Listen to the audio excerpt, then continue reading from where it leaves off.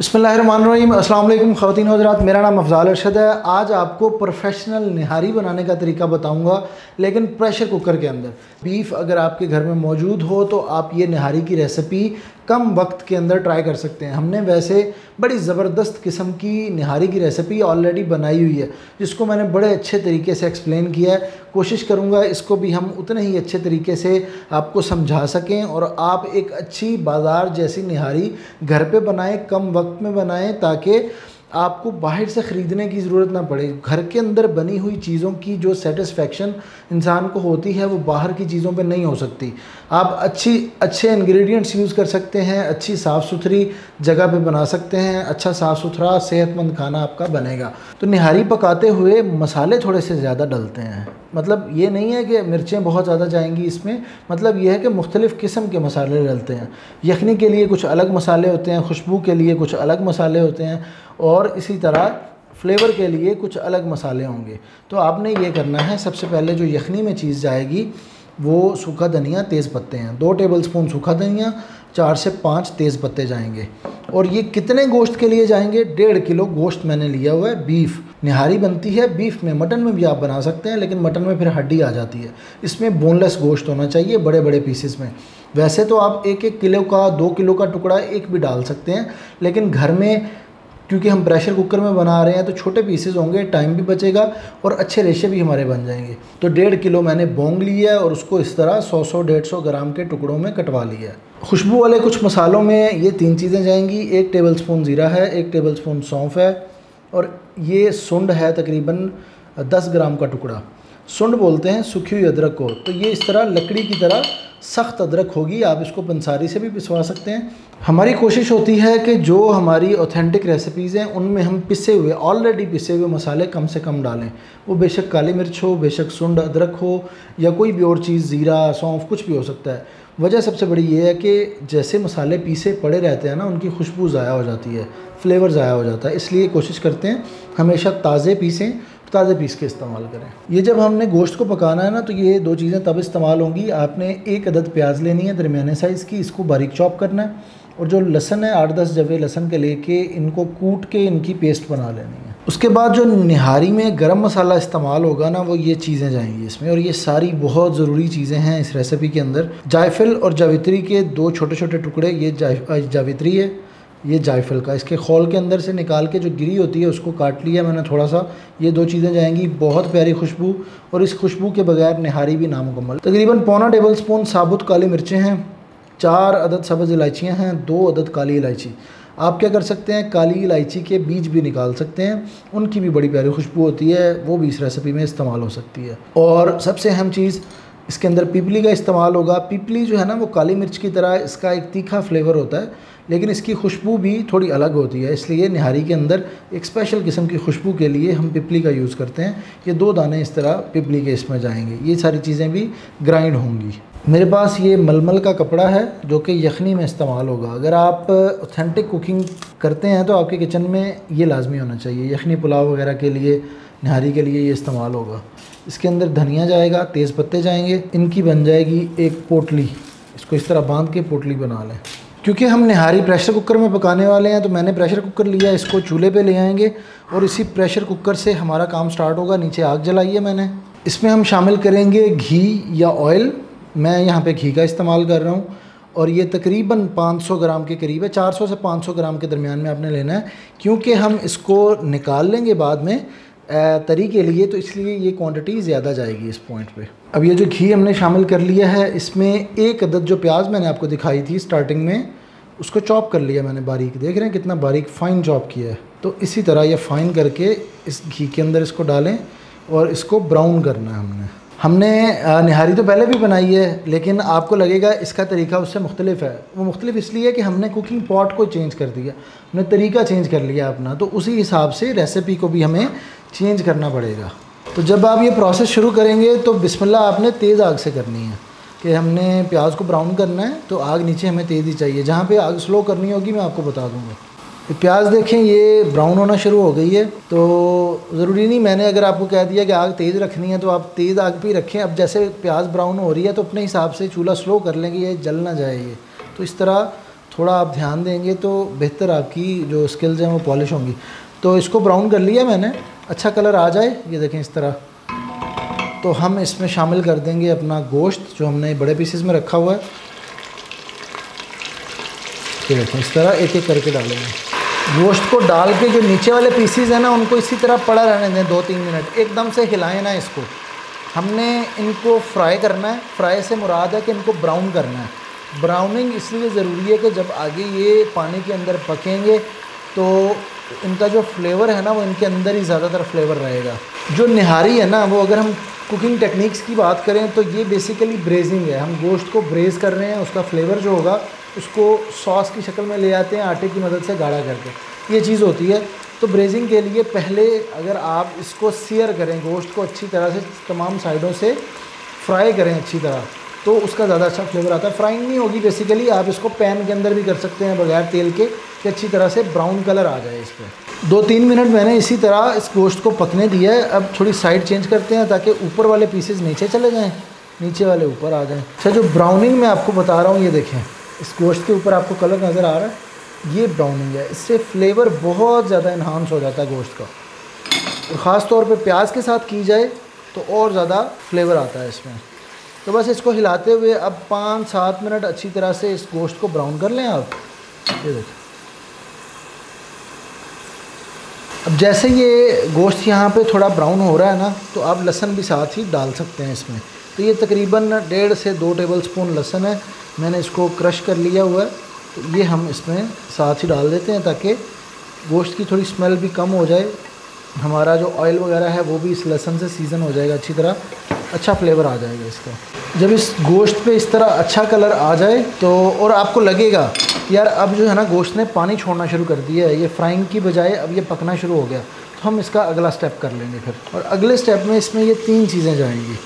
अगर हम हड्डियों से इसकी यखनी बनाते तो इसका प्रोसेस बिल्कुल मुख्तलिफ होता, लेकिन अब हम इसी पॉइंट पे इन मिर्चों को पकाएंगे, क्योंकि हमने घी डाला हुआ है ना, तो इनकी फ्राइंग करेंगे हम मिर्चों की, वरना ये यखनी के अंदर कच्ची फील होंगी। इसलिए 1 टेबलस्पून आपने नमक लेना है, आधा टेबलस्पून अच्छी खुश रंग हल्दी लेनी है, और 1.5 टेबलस्पून लाल मिर्च लेनी है। लाल मिर्च का भी कलर अच्छा होना चाहिए।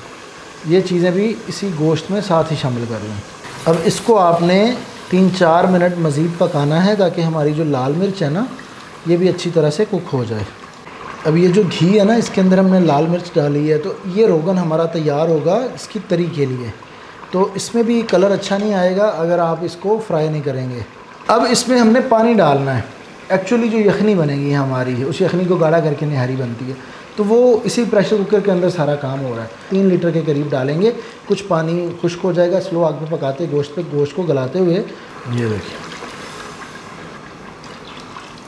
ये पोटली हमने बना के रखी हुई थी धनिए और तेज़पत्ते की, ये भी हम इसमें शामिल कर देंगे।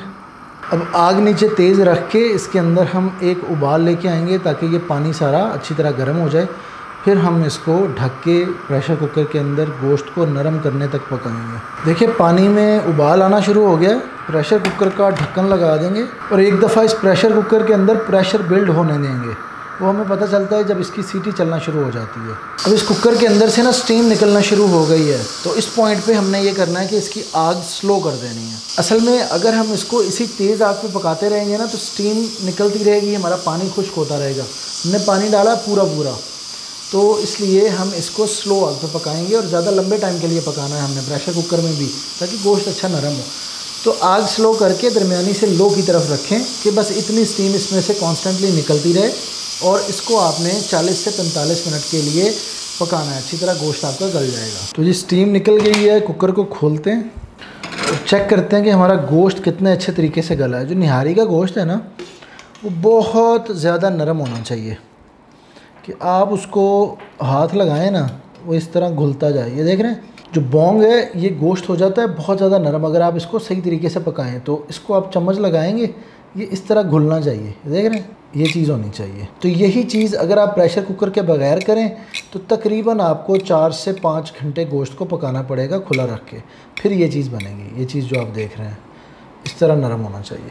अब हमने ये करना है कि 2-1 मिनट के लिए इसको इसी तरह पड़े रहने देना है बंद चूल्हे पे। इसका जो रोगन है, इसकी तरी है वो ऊपर आ जाएगी फिर हम क्या करेंगे, उस तरी को ऊपर से नितारेंगे। अब ये देखें सारा घी जो है वो ऊपर आ गया है। हमने इसको एज ए तरी इस्तेमाल करना है रोगन के तौर पे, तो इसको हम इधर से निकाल लें।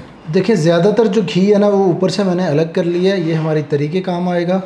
अब आपने एक काम करना है कि इसके अंदर ना पोटली थी, उस पोटली को निकालना है बाहर, ये चीज़ इसको अच्छी तरह निचोड़ना है और निचोड़ के इसको फेंक देना है, इसका काम ख़त्म हो गया। अब नीचे मैंने आग दोबारा से जला लिया, लेकिन बहुत ज़्यादा तेज़ नहीं जलाई।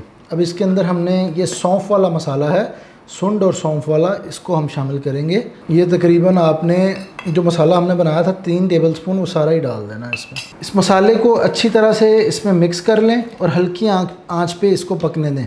एक चीज़ आपने चेक करनी है, नमक इसका इस पॉइंट पे चेक कर लेना है। गाढ़ी हो गई तो फिर नमक हल करना मुश्किल हो जाता है। नमक इसी पॉइंट पे चेक कर लें और नमक पूरा कर लें अपना। मैंने नमक चेक किया है, तकरीबन पूरा है, थोड़ा सा बस मुझे कम लग रहा है, तो मैं उसी हिसाब से ये 2-3 चुटकियाँ, आधा टीस्पून इसमें शामिल कर लूँगा। आप अपने हिसाब से चेक करें और चम्मच आपने कम चलाना है, क्योंकि ये जो बोटियाँ हैं ना ये टूट जाएंगी सारी आपकी। अब जो अगला हमारा स्टेप है, हमारा बेस तैयार हो चुकी है, इसको गाढ़ा करना है, बस 4-5 मिनट का काम बाकी है।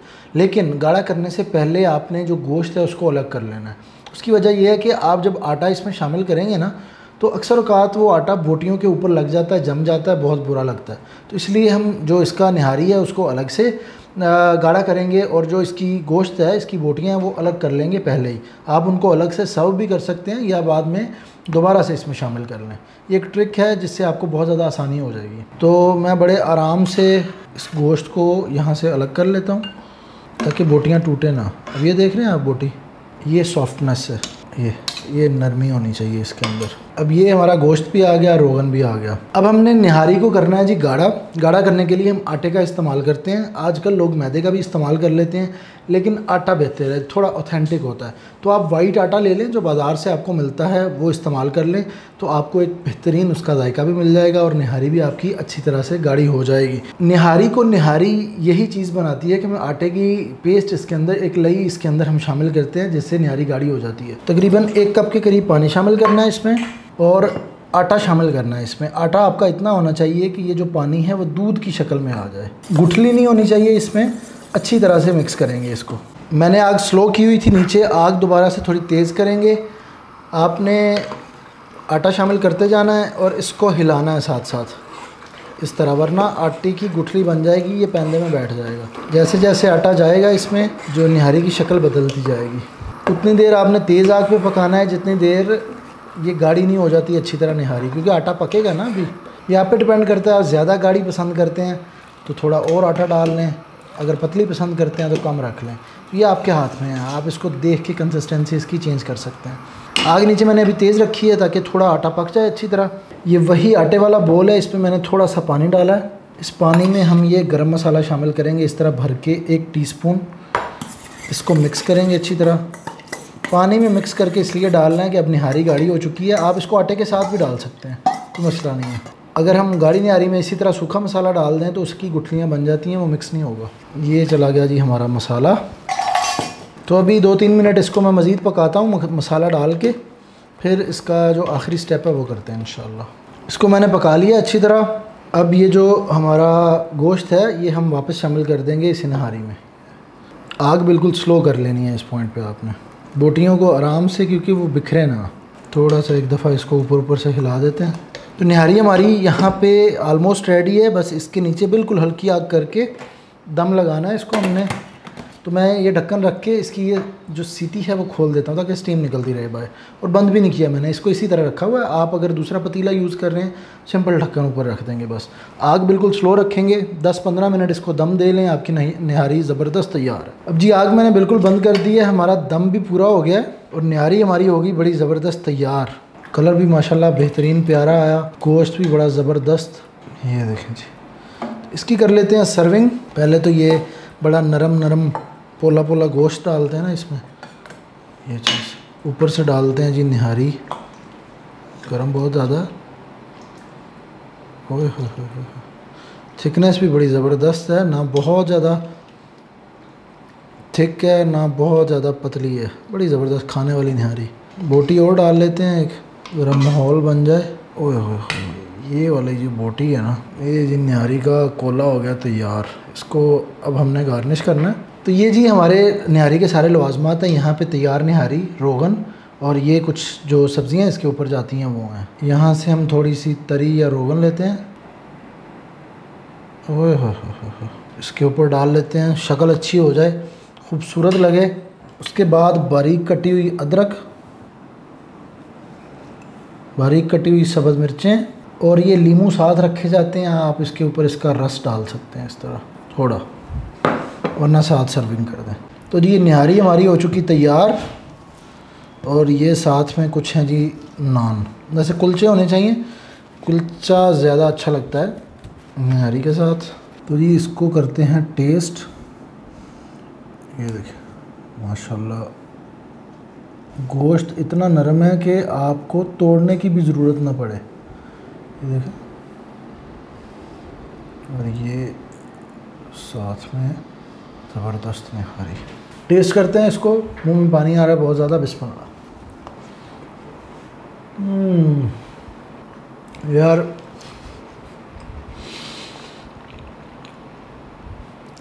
सुभान अल्लाह, ये आप बनाएंगे ना तो आपको अंदाज़ा होगा कि क्या चीज़ बनाई है आपने। बहुत बेहतरीन जायका माशाल्लाह। मेहनत है लेकिन बहुत कमाल जायका। बनाइए इसको, ट्राई कीजिए। तो ये रेसिपी आप किसी के लिए बनाएंगे तो उसको आपसे मोहब्बत हो जाएगी इंशाल्लाह। आपसे ज़रूर मिलेंगे किसी अगली वीडियो में। तब तक अपना बहुत सारा ख्याल रखिएगा। अल्लाह हाफ़िज़।